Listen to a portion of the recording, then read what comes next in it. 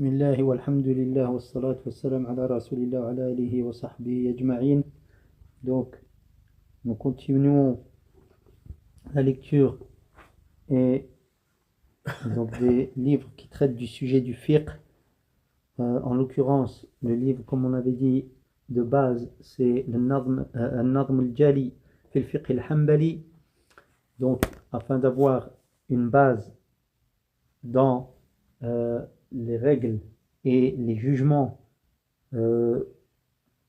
certains jugements du fiqh, donc selon le madhab hanbali, et de là nous passons à la lecture de l'équivalent de ce que nous avons lu dans le livre de qui porte le titre de Al-Fiqh al-Muyassar, qui dans le livre en question ramène les preuves de chaque élément étudié succinctement dans le livre An-Nadm al-Jali. Et ensuite, on peut éventuellement faire des ajouts, on fera des ajouts, Inch'Allah, selon le livre de Sharh, l'explication de Zayd al-Mustaqni'. Je m'étais trompé, j'avais dit Zayd al-Mustaqni' de l'imam al-Maqdisi. Je me suis trompé, ce n'est pas lui qui a écrit Zayd al-Mustaqni'. Très bien, nous, donc, par contre, le Sharh, c'est de Cheikh al-Uthaymin, donc en complément de tout ce que nous aurons lu, Inch'Allah, et vu, nous pourrons rajouter des paroles de Cheikh al-Uthaymin. Donc c'est ainsi que se déroule le plan des assises concernant le fiqh, et éventuellement ramener des paroles, Inch'Allah, que l'on aura pu trouver d'autres savants, bi'idhnillahi ta'ala, pour préciser ce que l'on a vu.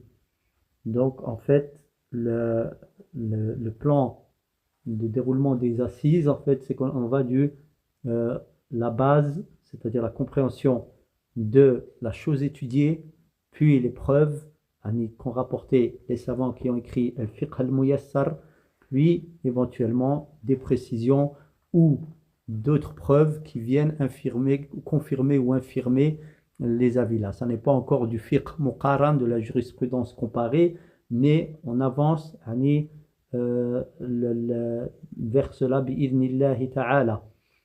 Donc le but c'est de préciser notre compréhension et la manière de prouver ou alors d'apprendre les preuves, et tout en suivant en dernier lieu à notre niveau Cheikh al-Uthaymin dans son avis, Inch'Allah.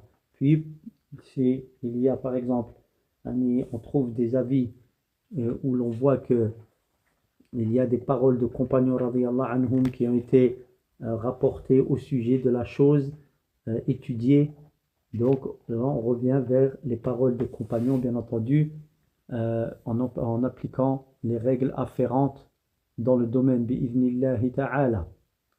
Donc on va reprendre, donc on avait étudié Kitab al-Hajj, donc on va maintenant revenir au début du livre du Nadm al-Jali et de Nadm al-Jali et de Al-Fiqh al-Muyassar, ainsi que de Kitab al-Sheikh al-Uthaymin Sharh Zayd al-Mustaqni', al-Sharh al-Mumti' ala Zayd al-Mustaqni'. C'est un résumé à chaque fois que l'on ramène, bien entendu, car le livre est composé d'une quinzaine de volumes, et ce sont des points que j'ai pour ma part tiré des petites parties que j'en ai étudiées. Donc on va faire un rappel tout de même sur le sujet du fiqh lui-même. Donc on rappelle le sens linguistique de al-fiqh ainsi que son sens terminologique. Donc je rappelle que les paroles, les mots qui sont ramenés dans les différents domaines de la science, les savants les expliquent, donc les termes, par leur sens. D'abord ils donnent avant toute chose leur sens linguistique, et ensuite ils donnent le sens terminologique, car un même mot, un même terme, selon le domaine dans lequel il est utilisé, il peut prendre un sens différent. Donc, il a au départ un sens linguistique et ensuite, selon le domaine dans lequel il va être utilisé, il va revêtir un sens qui sied au domaine étudié. Donc, al-fiqh, les savants expliquent, ils disent, donc linguistiquement, en langue arabe, al-fiqh, huwa al-fahm, c'est la compréhension. Linguistiquement parlant, al-fiqh, c'est la compréhension. Allah Azza wa Jal dit à ce sujet dans le Coran, Ma nafqahu kathiran mimma taqulu. Le peuple de Shu'aib, donc Madian, lui ont dit Ma nafqahu kathiran mimma taqulu. Quand il les a appelés à Allah Azza wa Jal, ils lui ont répondu nous ne comprenons pas grand chose à ce que tu dis. Ma nafqahu. Donc il y a fiqh dedans, al-fiqh, donc la compréhension ici. Et dans un autre verset, dans Surat al-Isra, Surat 17, verset 44, Allah Azza wa Jal dit وَلَكِنْ لَا تَفْقَهُونَ تَسْبِيحَهُمْ لَا تَفْقَهُونَ تَسْبِيحَهُمْ. Donc fiqh, encore une fois, la racine faqaha, mais vous ne comprenez, en invoquant Allah Azza wa Jal, il parle du fait que toutes les créatures adorent Allah Azza wa Jal. Il dit, mais vous ne saisissez pas, comprenez pas leur glorification. Et au sens terminologique, donc l'istilah, donc il est défini comme suit, al-fiqh, هو العلم بالأحكام الشرعية العملية المكتسبة من أدلتها التفصيلية. Donc, c'est traduction approximative, donc au sens linguistique, le fiqh, c'est la science des jugements législatifs. Donc, la science des jugements législatifs, donc législatifs au pluriel, dans les œuvres, c'est-à-dire en ce qui concerne les œuvres, et qui sont obtenus, ces jugements obtenus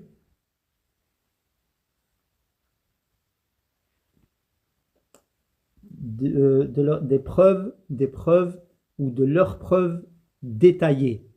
Donc ce n'est pas des règles générales qui sont données, ce ne sont pas des preuves générales, mais des règles détaillées pour prouver chaque jugement. Quand on dit que telle chose est une obligation, est une condition, donc il y a la preuve, elle est détaillée, qui vient préciser, elle est clairement exposer le caractère obligatoire ou de condition ou interdit de telle chose. Donc ça vient parler de ce sujet. C'est pour ça qu'il dit par ces preuves détaillées. قالوا وقد يطلق الفقه على الأحكام نفسها.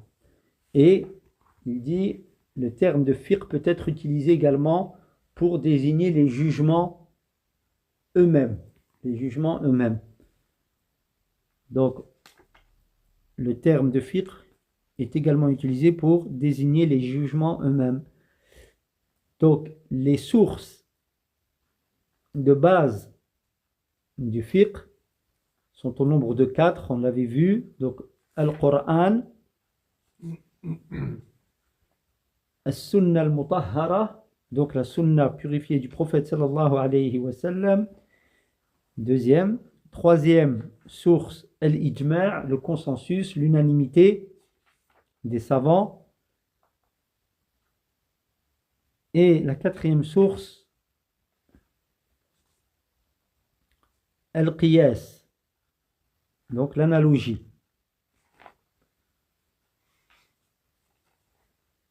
Donc le Coran, la Sunna, le consensus, l'unanimité et l'analogie. Il y a unanimité entre les savants sur les 3 premières sources et il y a des paroles ou des avis qui sont divergents sur la quatrième ou du caractère fondé de la quatrième source, à savoir l'analogie. Il y en a qui voient que ce n'est pas, on n'utilise pas l'analogie pour prouver les jugements, mais c'est une parole qui est n'est pas authentique, n'est pas, si je peux m'exprimer ainsi, à prendre en considération, parce que le qiyas c'est en fait une source qui est prouvée clairement, les textes prouvent clairement là le caractère fondé de l'analogie de l'utilisation de l'analogie dans la preuve des jugements. Bien que l'analogie se divise en différentes catégories, certaines, il est vrai, ne sont pas probantes, elles ne pas prouver par ces catégories d'analogie, mais d'autres sont bien entendu parfaitement utilisables pour prouver un jugement. Wallahu a'lam. Donc, le sujet du fiqh, succinctement, il traite des jugements. Le fiqh traite des jugements dans l'adoration, les 5 piliers de l'islam et les adorations en général. Il traite également des jugements dans les relations, c'est-à-dire les contrats, dépenses, les peines, donc les crimes, etc. Donc ça c'est le mu'amalat, relation donc entre les serviteurs. C'est les deux bases d'adoration, donc la relation du serviteur avec Allah et la relation entre les serviteurs eux-mêmes. Donc, et dans cette deuxième catégorie, c'est-à-dire les relations des hommes, il y a 5 sous-catégories. On parle des jugements familiaux, c'est-à-dire le mariage, du début jusqu'à la fin, le mariage, le divorce, la filiation, les dépenses, c'est-à-dire les responsabilités pécuniaires, l'héritage et autres. En deuxième sous-catégorie, il y a les jugements dans les relations financières. Donc, comme la vente, l'achat et la vente, la location, l'association et autres. Troisième sous-catégorie, dans les relations entre serviteurs, il y a les jugements dans les criminels, les jugements qui traitent des délits et des crimes. Donc, comment elles sont légiférées lorsqu'il y a crime, entraînant la mort, sans entraîner la mort, avec préméditation, sans préméditation, etc. Et la quatrième sous-catégorie traite des jugements. Cette fois, c'est le qada. Donc, les jugements, les conditions du juge, etc., comment il doit juger et autres. Et enfin, les règles, les jugements internationaux. En islam, comment sont gérées les affaires internationales. Donc, alors comment un pays islamique, un Niger, il y a des règles à respecter en islam en ce qui concerne les relations internationales entre pays islamiques et pays non musulmans également. Donc, tout cela est légiféré dans la religion purifiée d'Allah Azza wa Jal, qu'est l'islam, qu'il a complété pour ses serviteurs.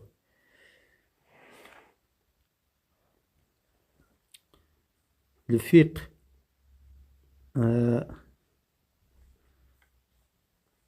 pour conséquence, lorsqu'il est connu et appliqué comme Allah l'enjoint, Donc la connaissance du fiqh et son application, alors va avoir pour conséquence le bienfait, un bienfait pour les responsables, c'est-à-dire les musulmans, responsables de leurs actes pour les musulmans et l'authenticité de leurs adorations et la droiture dans leur manière d'agir.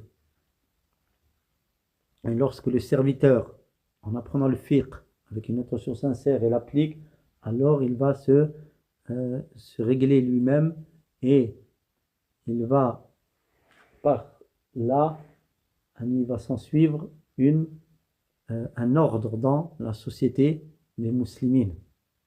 Et tout va aller pour le mieux car c'est Allah qui a légiféré tout ça. Et le fiqh, donc, bien entendu, quand on entend ça, on comprend que le fiqh, il a un grand mérite. Et Allah Azza wa Jal, le prophète sallallahu alayhi wa sallam, nous a enjoint de rechercher la connaissance, le fiqh, la compréhension, ou plus largement la crainte d'Allah Azza wa Jal. Par cela, Allah Azza wa Jal dit dans le Coran وَمَا كَانَ الْمُؤْمِنُونَ لِيَنْفِرُوا كَافَّةً فَلَوْلَا نَفَرَ مِنْ كُلِّ فِرْقَةٍ مِّنْهُمْ طَائِفَةٌ لِيَتَفَقَّهُوا فِي الدِّينِ وَلِيُنْذِرُوا قَوْمَهُمْ إِذَا رَجَعُوا إِلَيْهِمْ لَعَلَّهُمْ يَحْذَرُونَ. Donc, dans le sens du verset, et les croyants n'ont pas à partir tous dans leur ensemble si un groupe de chaque, ou alors une partie de chaque groupe partait afin de s'enquérir de leur religion, afin qu'ils préviennent, enseignent à leur peuple lorsqu'ils sont revenus, lorsqu'ils reviennent à eux, afin qu'ils soient sur leur garde. Donc ici, le fiqh, le mérite du fiqh, partir, le chercher, prendre la science ici, aller et là, transmettre en revenant après s'être armé de cette science. Et le prophète sallallahu alayhi wa sallam a dit Man yuridillahu bihi khayran yufaqihu fi ddin. Celui à qui Allah veut du bien, il le rend instruit dans la religion. Donc, ici dans ce hadith, le prophète sallallahu alayhi wa sallam a clairement établi que la condition où il a lié le bien pour les serviteurs au fiqh, à la compréhension, à l'apprentissage de la religion. Donc ça montre bien son importance. Le bien, il est lié au fiqh.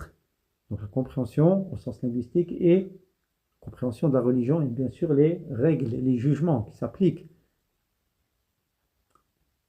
Donc ça montre l'importance du fiqh et sa haute place. Et le prophète sallallahu alayhi wa sallam a dit An-nasu ma'adin khiyaruhum fil jahiliyyah khiyaruhum fil islam idha faqihu. Donc il dit les meilleurs, donc les gens qui étaient les meilleurs dans l'ignorance sont les meilleurs dans la religion lorsqu'ils sont instruits dans la religion, lorsqu'ils se sont instruits dans la religion. Donc ici ça montre là le bienfait et le mérite du fiqh. On demande à Allah Azza wa Jal qu'il nous rende instruits dans la religion. On commence, Inch'Allah, par l'introduction de An-Nadm al-Jali, al-Muqaddimah. Donc, on rappelle que ce livre, c'est un ensemble de vers qui ont été écrits par un savant d'Inde, Allahu Alam, d'Inde, mais je ne sais pas s'il est muqim en Fils Saoudia, Allahu Alam, et ce livre a été relu donc et accrédité par le Cheikh Abdullah ibn Abdel Aziz ibn Aqil, qui était le président du comité constant le, le- de la, de- donc du conseil, on va dire, Allahu Alam, euh, donc le comité de jugement, donc le haut comité de jugement, donc à l'époque.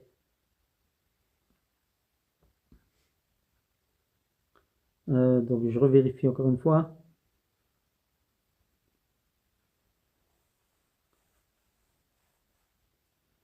Donc il a fait une introduction donc à ce livre. Donc je la traduis succinctement. Il dit donc فلا يزال العلم نعم فلا يزال العلم رحمهم الله يصنفون والعلماء الله أعلم يسيج العلماء في العلم نظما ونثرا وكثير منهم يختار النظم لسهولة حفظه ولفظه كما قال العلامة السفاريني وصار من عادة أهل العلم أن يعتنوا في سبر ذنب النظم لأنه يسهل للحفظ كما يروق للسمع ويشفي من ظما أو من ظما الله أعلم. Donc il explique que les savants, ça c'est Cheikh Al-Allama Abdullah ibn Abdul Aziz ibn Aqil rahimahullah, donc qui écrit dans son introduction ici à Nadm du Cheikh, donc et les savants Ahlul Ilm, parce que ici les gens de science ou les savants rahimahumullah ne cessent d'écrire et donc au sujet donc de la science, que ce soit en vers ou en discours, en prose ou en vers, et il en est beaucoup parmi eux qui choisissent les vers de par la facilité de mémorisation de ceux-ci. Ensuite, il ramène deux vers d'un savant, As-Safarini, donc deux vers que je ne peux traduire ici, je n'en ai pas le temps, Allahu A'lam, je vais bégayer plus qu'autre chose. Ensuite, il dit وَلِهَذَا سَلَكَ فَضِيلَةُ الشيخ أنور عبد الله ابن عبد الرحمن الفضفري. Le cheikh explique ensuite que dans son introduction, donc le cheikh précité Anwar Abdullah ibn Abd al-Rahman al-Fadfari, هذا المسلك, donc il a suivi cette voie, donc des vers, في كتابه النظم الجلي في الفقه الحنبلي, donc dans son épître, donc ces vers qui portent pour titre النظم الجلي, donc on va dire le nazm, la poésie claire, الجلي في الفقه الحنبلي, dans le fiqh du madhab hanbali, حيث أتى على معظم أبواب زاد المستقنع, dans lequel il a ramené la plupart des chapitres de Zayd al-Mustaqni', donc le fameux Zayd al-Mustaqni' dont j'ai évoqué qu'on va évoquer des points du sharh qu'en a fait Cheikh al-Uthaymin. زاد المستقنع وشرحه الروض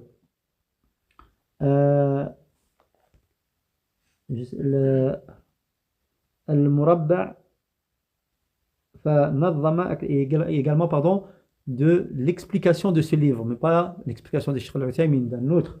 Donc il a ramené dans ce nazm ici que l'on a ici, dans la manzoma ici, donc la plupart des chapitres de Zayd al-Mustaqni' et d'une explication qui en a été faite. D'accord.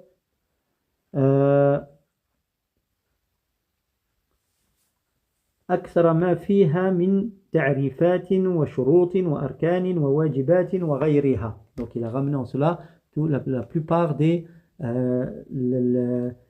définitions, des conditions, des piliers, des obligations et autres.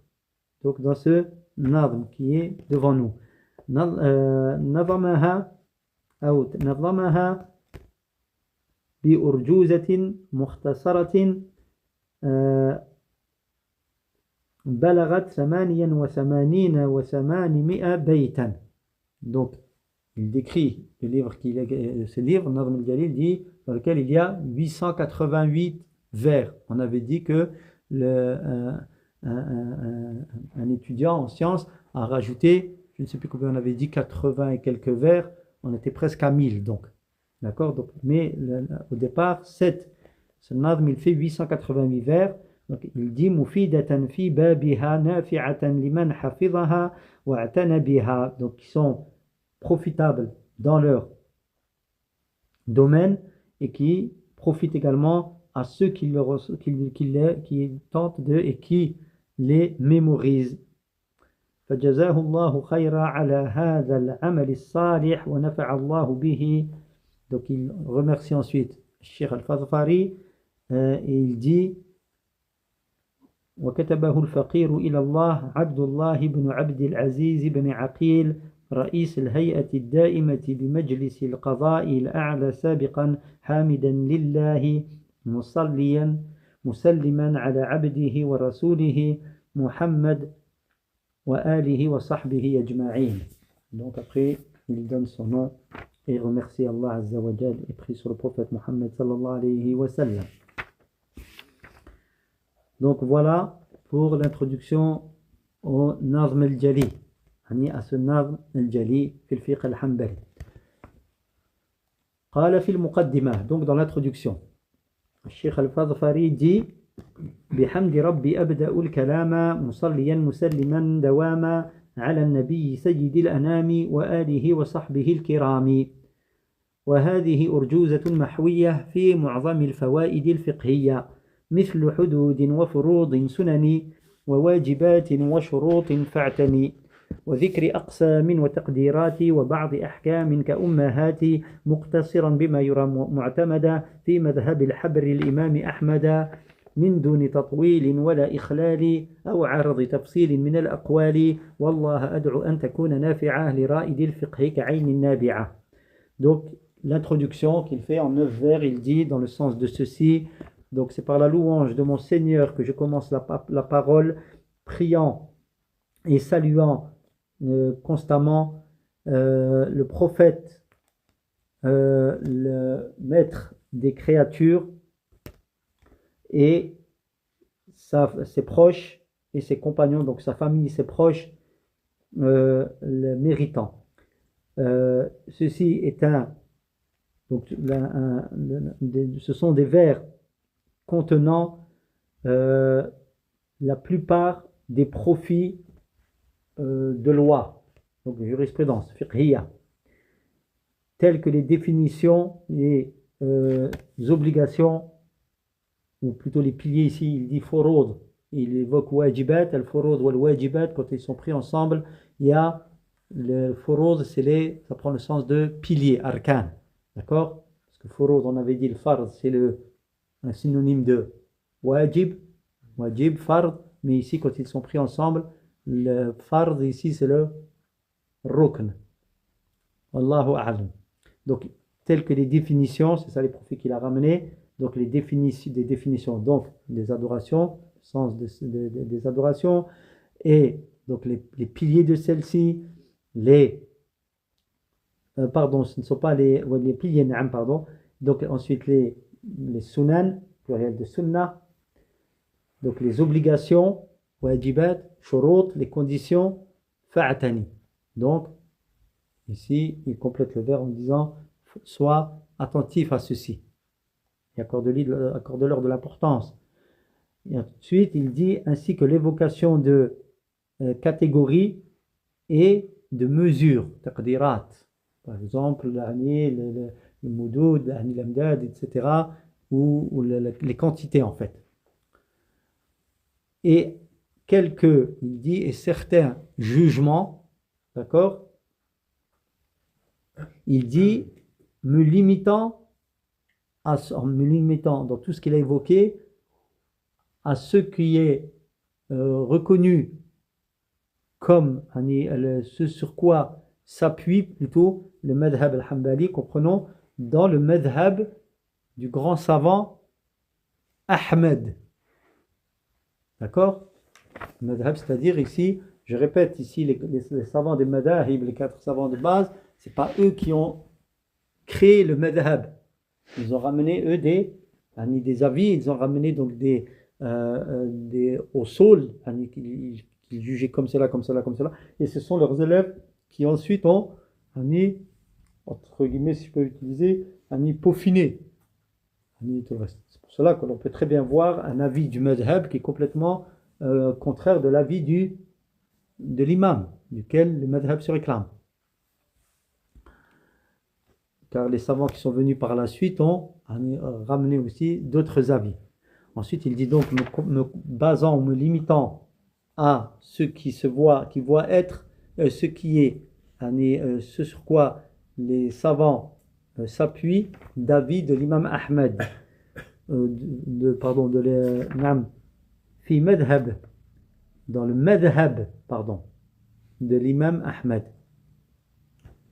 Donc ici le madhab hanbali, sans, il dit ensuite, sans le trop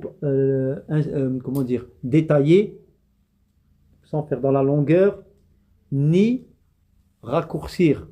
Donc en fait, il explique ici qu'il va au plus important. Donc ça n'est pas trop long pour ne pas perdre le but de cet épître, et non plus trop court pour ne pas faire non plus, encore une fois, perdre le but de ce profit, c'est-à-dire perdre les profits, pour ne pas perdre les profits de ce dans quoi il s'est attelé comme tâche ici. Jazahullahu khayra. Donc également sans exposer le détail des paroles. Je ramène la définition, ça c'est obligatoire, ça c'est une condition, ça c'est une sunna, et je ne rentre pas dans les détails. Il dit dans cela. Il n'est pas là pour ramener les preuves, etc. D'accord? Ensuite, il invoque Allah Azza wa Jal. Il dit, j'invoque Allah Azza wa Jal pour que cet épître soit profitable pour celui qui cherche la connaissance, la compréhension, le fiqh. Donc, dans le fiqh, et il le compare, il dit, je demande à Allah qu'il en fasse comme une source jaillissante. Voilà pour l'introduction. Qu'est-ce qu'on peut dire à ce sujet? Donc, Cheikh Al-Uthaymin, donc j'ai pris quelques paroles de Cheikh Al-Uthaymin lorsqu'il parle ici dans l'introduction, il y a des termes qui nous intéressent ici. Bihamdi Rabbi, Alhamdu, la louange. Il explique Cheikh Al-Uthaymin, qu'est-ce que c'est la louange? Il donne la définition de la louange, il dit Huwa wasfu al-mahmoud bil kamali mahabbatan wa ta'ziman. ولا يستحق هذا الحمد على وجه الكمال إلا الله. Donc il dit la louange, qu'est-ce que c'est? Il dit c'est la description, décrire le loué, donc celui qui est loué, le décrire par la perfection, d'accord? Par les caractères de perfection,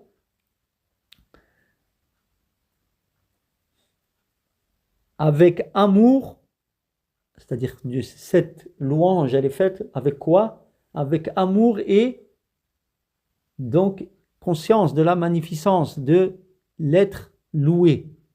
Donc il faut que dans nos cœurs, dans le cœur de celui qui loue, il y a ça. Il aime celui qui loue et il a conscience de sa magnificence. Et il dit ensuite, il rajoute, Cheikh Al-Uthaymin, donc, et le seul qui mérite cette louange, c'est-à-dire à part cette définition-là, et ces sentiments qui y sont attachés de la part de celui qui loue, dans la complétude, seul mérite cela dans toute sa complétude, de manière complète, si ce n'est Allah Azza wa Jal. Si ce n'est Allah Azza wa Jal. Ensuite, il précise, Cheikh, il ramène une définition que certains ont donnée de Al-Hamd, de la louange. Il dit, quant à la parole de certains au sujet de la louange, la définissant comme étant As-sana bi al-jamil al-ikhtiyari. Donc, ici, elle est un peu plus complexe, donc je donne le sens que j'en comprends. Certains disent que c'est l'éloge. Ils disent éloge. Et c'est là que le point il est très important ici. Il ne parle pas de description du loué. Ils disent éloge. Éloge, d'une belle manière par choix, d'une belle manière par choix ou choisie, de manière donc choisie, l'ikhtiyari, non pas forcée. Est-ce qu'il veut sortir de là, par là, de l'autre terme que l'on appelle non pas al-hamd mais al-madh. Donc le madh c'est le compliment.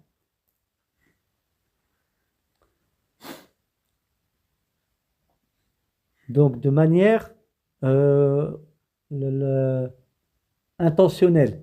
Donc complimenter, faire l'éloge de belle manière et ce de manière intentionnelle. C'est-à-dire cet éloge, elle est faite de manière intentionnelle. Il dit, Cheikh, cette définition n'est pas bonne. Cette définition n'est pas bonne. Je répète la définition qu'il a donnée au départ.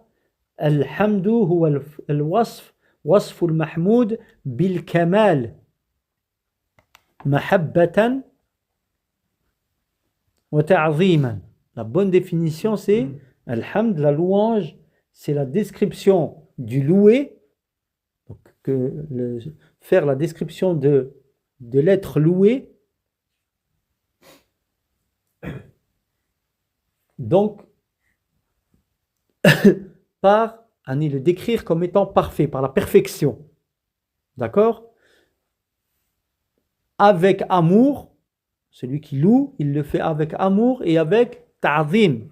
Ta'zim, donc, la conscience de la grandeur, de la magnificence, de l'immensité de celui qui est, la puissance de celui qui est loué. Et le seul qui mérite cette définition et cette description de manière, description de perfection, de manière complète, c'est Allah. Et il donne la seconde définition qui a été donnée, c'est-à-dire l'éloge, comme on a dit, l'éloge. D'une belle manière, non forcée et d'une manière intentionnelle. Donc une manière non forcée. C'est entre parenthèses, ouais, tu mets ça, c'est pour expliquer, voilà, c'est pour expliquer que c'est de manière intentionnelle. Quelqu'un qui le fait, donc il fait cela, une éloge, il dit ici. Et Cheikh dit que cette seconde définition ne va pas. Pourquoi? Il dit, il y a un hadith du prophète sallallahu alayhi wa sallam qui la rend caduque, cette définition. Cette seconde définition, elle est rendue caduque par la parole du prophète sallallahu alayhi wa sallam dans laquelle il rapporte qu'Allah azza wa jal dit, قال صلى الله عليه وسلم أو الحديث أن الله قال, donc Allah a dit قسمت الصلاة بيني وبين عبدي, j'ai divisé la prière, ici c'est surat al-Fatiha, d'accord, la prière qui est visée ici c'est surat al-Fatiha, entre moi et mon serviteur. Il dit nisfayn, qasamtu as-salata bayni wa bayna 'abdi nisfayn, deux moitiés. Fa idha qala alhamdulillahi rabbil alamin, lorsqu'il dit, donc le serviteur d'Allah, la louange est à Allah, le Seigneur des mondes, qal, yani Allah dit à ce moment-là, hamadani 'abdi, mon serviteur m'a loué, il a fait ma louange. وإذا قال الرحمن الرحيم قال أثنى علي عبدي, et lorsqu'il dit le très miséricordieux ou le tout miséricordieux, le très miséricordieux, Allah dit mon serviteur a fait mon éloge. D'accord? Donc quand il dit Alhamdulillahi Rabbil Alamin, il dit, Allah Azza wa Jal, il a proclamé ma louange, il a fait ma louange, il a proclamé ma louange.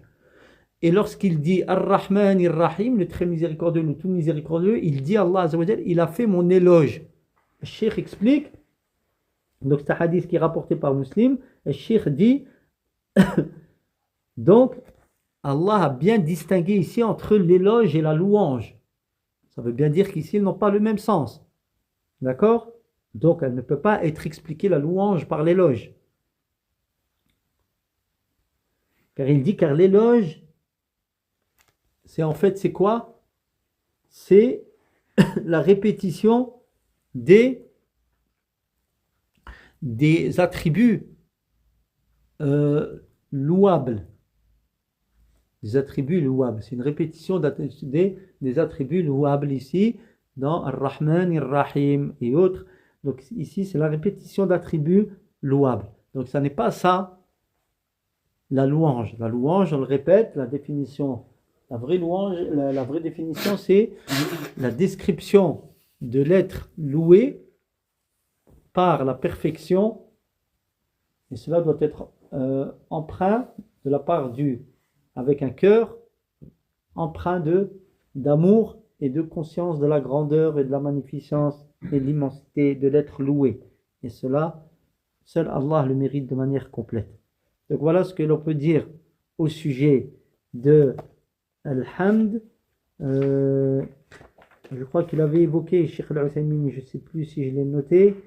Donc ici on a succinctement montré que Al-Hamd, ça n'est pas comme ce qu'on appelle ça, le Madah. Al-Madah, Al-Hamd, donc il y a, dans les deux mots, il y a les mêmes lettres dans la racine, Hamada et Madaha, Mim, Del, Ha ou Ha, Mim, Del. Donc ce qu'on appelle, Allahu Alam, c'est les grandes racines. Ils s'associent. Mais ça n'est pas, ici il faut faire la différence. Il dit le Hamd, c'est obligatoirement avec cet amour et cette conscience de la magnificence.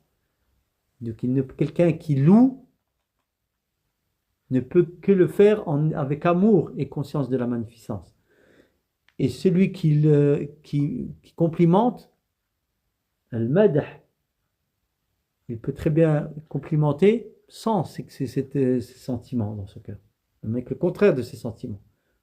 On ne dit pas les gens qui complimentent quelqu'un qui peut leur être de quelconque profit, qui peut leur ramener un profit, que ce soit quelqu'un de haut placé, un roi, comme le faisaient les poètes avec les calis, les umaras, etc., avec les émirs, etc. Ils pouvaient très bien détester l'émir, mais il composait des vers où il les complimentait à outrance, et pourtant c'était du madh, c'est pas du hamd. D'accord? Donc ça c'est la différence entre le hamd et le madh. Wallahu a'lam. Autre chose que l'on peut tirer de cette introduction, toujours de Sharh al-Mumti', donc de Cheikh Al-Uthaymin, il dit au sujet, lorsque ici l'auteur des vers dit, donc que cet épître qu'il a écrit contient la plupart des profits donc de jurisprudence. Et il donne des exemples tels que les définitions, on avait dit les piliers, les sunan, les obligations, les shurut. Ici, Cheikh Al-Uthaymin, il explique une chose à ce sujet. Il dit les affaires, les choses sont de deux sortes. Il donne ça. Il dit, il y a ce qu'on appelle al-ghaya wal-wasila. Il y a le but et il y a le moyen. Le but et le moyen. Il dit, al-ghaya, donc le but, il dit, ce sont les choses qui sont visées par essence. C'est elle qui est visée, elle-même, pour elle-même. D'accord? Par essence, c'est elle que l'on vise directement. C'est ce qu'on appelle al-ghaya, le but, la finalité. La finalité, c'est ce que l'on veut pour elle, pour la finalité. On avance, il dit, elle ne peut être pratiquée, cette finalité, que par autorisation législative, c'est-à-dire du législateur. Allah Azza wa Jalla et son prophète, sallallahu alayhi wa sallam. Et personne ne peut légiférer cette finalité. D'accord? Finalité, mettez-vous un exemple en tête, quelque adoration que ce soit, la salat, elle ne peut être faite que comme Allah l'a légiféré. D'accord? Donc les adorations en fait. Personne ne peut la légiférer ni Donc, on y inventait une adoration, cette adoration,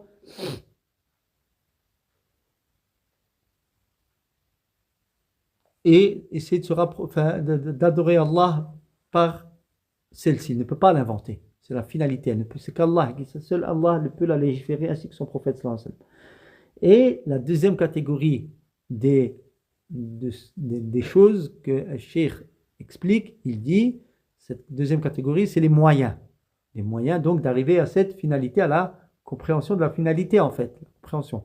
Il dit, c'est le wasila, le moyen. Il dit, qu'est-ce qui est visé par là, par celle-ci, par le moyen? Par le moyen, tout comme on avait dit que la finalité, c'est ce qui est visé par essence. Elle est visée elle-même, la finalité. D'accord? Il dit le moyen, lui, comme son nom indique, c'est un moyen, c'est ce qui permet d'atteindre à la finalité, au but. C'est ce qui permet d'atteindre au but. Donc, elle n'a pas de limite législative. D'accord?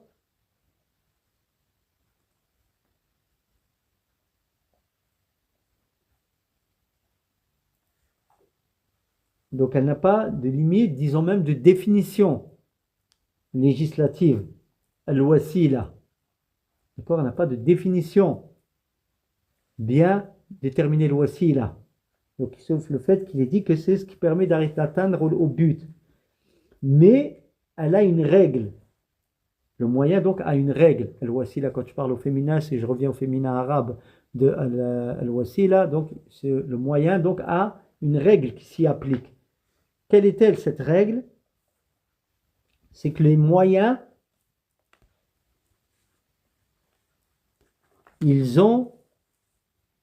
donc les moyens prennent le jugement des buts, du but, de ce que tu vises. Le moyen que tu dois utiliser, le moyen que tu utilises, il a le même jugement que le but. Donc,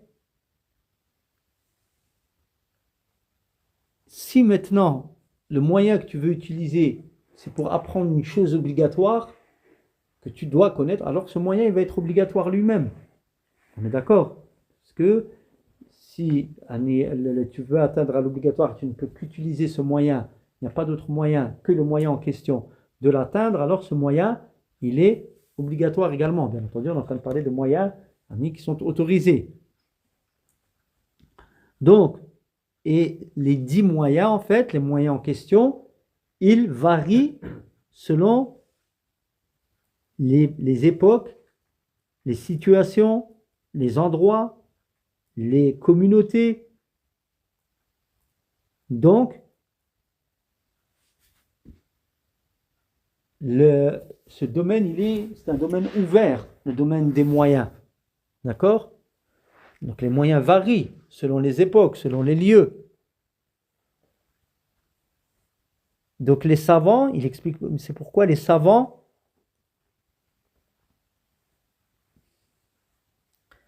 ont vu que parmi les moyens à utiliser pour faciliter la science, à la compréhension et la rapprocher de la compréhension de celui qui veut l'étudier. Donc les savants, ils ont vu que, et de bien pour limiter la science, c'est-à-dire limiter dans le sens où est-ce qu'on peut la comprendre et la catégoriser, ils ont vu qu'il était, qu'il était adéquat d'utiliser cette terminologie. Shurut, wajibat, le sunan, arkan. Donc ils ont pris ces termes afin que l'on puisse comprendre, afin qu'on puisse catégoriser tous les actes dans les adorations et dans les relations pour savoir à quoi ils correspondent au niveau de l'importance et comment agir si on oublie, on laisse une condition. Ça n'est pas la même chose que si on oublie une sunna. si on oublie une obligation. Donc ils ont catégorisé, ils ont fait cet effort pour mettre comment dire, nous approcher de l'étudiant et du musulman et mettre à portée de l'étudiant et du musulman, du musulman, du soumis, la compréhension de toutes les points qui composent les adorations qu'Allah a imposées à ses serviteurs et les règles relationnelles entre eux. Donc ils ont rapporté cela. Et c'est ça, c'est les moyens. Ça fait partie des moyens. Cheikh explique ça. Et il dit, tout ce que l'on vient d'expliquer là, il dit c'est une réponse. C'est en réponse à ceux qui s'opposent à cette catégorisation en disant d'où vient-elle cette catégorisation de shurut, de wajib, de fard, catégorie. Où on trouve ça dans le Coran et dans la sunna du prophète sallallahu alayhi wa sallam. Il dit, cher, c'est pas la question là qu'il faut poser. C'est pas d'où est-ce que ça vient. Est-ce que c'est dans le Coran, dans la sunna, c'est pas la bonne question. Il dit la bonne question qu'il faut poser, la vraie question qu'il faut poser, c'est comment tu sais que ça, c'est une obligation? Comment tu sais que la purification, c'est une condition de la prière? Comment tu sais que l'islam, c'est une condition de la prière? Comment tu sais que Surat al-Fatiha, c'est un pilier, c'est pas une condition, c'est pas une sunna, c'est pas un wajib? C'est ça la bonne question. Ne pose pas la question pourquoi ces catégorisations, mais Marc dit pourquoi ça c'est dans cette catégorie, pourquoi ça c'est dans cette catégorie. Là, tu es en droit de demander la preuve de ça, pas la preuve de la catégorisation elle-même, d'avoir nommé des catégories comme ça. C'est pourquoi ça c'est là-dedans et pourquoi ça c'est là-dedans, pourquoi ça a comme conséquence délaisser une condition, ça a telle conséquence, pourquoi délaisser une sunna, ça a telle conséquence, etc. Ça, c'est des questions adéquates. Mais le fait de dire pourquoi la catégorisation, non, parce que ça, c'est juste un moyen de, comme on l'a dit, les wasa'il sont juste un moyen de mettre à portée de nos compréhensions le fiqh. D'accord? Ne pas confondre le but qui, lui, ne peut être pratiqué. Le raï, la finalité, ne peut être pratiquée que sur une preuve légiférée donc d'Allah Azza wa Jalla et du prophète sallallahu alayhi wa sallam, mais les catégorisations, ça c'est juste un moyen pour arriver à ce but. Donc la bonne question, c'est pas où est-ce qu'il y a ces shurut, wajib, sunna, etc. dans le Coran, arkan, etc. et dans la sunna. Non, je répète, il dit, Cheikh Al-Uthaymin, la bonne question c'est pourquoi ça c'est un shart, pourquoi ça c'est une condition dans la prière ou dans le hajj, etc. Quelle est la preuve de cela? Et là, d'accord, naam, cette question elle est tout à fait normale et là, la réponse elle vient. Et celui qui prétend que ça c'est une condition, lui doit ramener la preuve effectivement du Coran et de la Sunna. Et il dit, et Cheikh Al-Uthaymin, il complète en disant, et si on voulait prendre ce mode de pensée, c'est-à-dire blâmer le fait qu'il y ait des savants catégorisés les actes, si on ouvrait cette porte, alors on viendrait et on dirait à ceux-là même qui disent où est la preuve de cette catégorisation, etc. Et on leur dirait dans ce cas-là, où est la preuve que din, ça se subdivise en quoi? En salat, en zakat, en tahara, donc la purification, ensuite salat, ensuite le tawhid, et avant tout le tawhid, etc. Là, tout ça, ce sont des moyens, c'est pour faciliter, c'est une facilitation. Et ça ne change en rien la législation d'Allah Azza wa Jal. Ça nous permet de la comprendre et faciliter la compréhension de celle-ci. Donc, cette catégorisation ne porte aucun mal entre elles, il n'y a aucun mal à l'effectuer, car on veut, je répète, mettre à portée de ceux qui veulent comprendre la religion, et bien mettre la science à leur portée, comme le prophète sallallahu alayhi wa sallam, il rapportait à ses compagnons, il mettait à portée des compagnons des points de din, mais de manière par des moyens différents les uns des autres. Allahu ta'ala a'lam. Voilà pour les précisions que je voulais rapporter au sujet de Al-Muqaddimah de Al-Nazm al-Jali. Wallahu ta'ala a'lam.